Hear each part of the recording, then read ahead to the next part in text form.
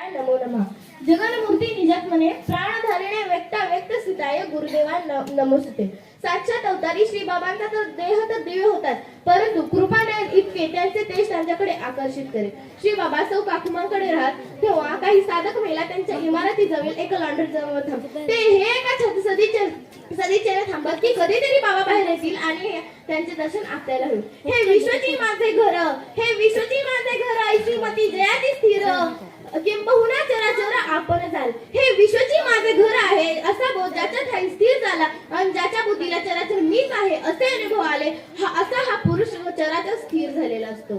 श्री बाबा हे मुळातच कवी मनाचे तत्वज्ञ संत होते. त्यांना मानव जातीबद्दल अत्यंत नितांत कळकळा होता आणि ज्ञानेश्वर माऊलीने आखून दिलेला विश्वप्रेमाचा राजमार्ग त्यांना सकळ जनासाठी खुला करायचा होता. त्यासाठी उदात्त विचार आणि अविनय कष्ट होते. देहत्याग करेपर्यंत श्री बाबांचे वर्चस्व स्त्री क्षेत्र वाचल्यावर येतेच होते.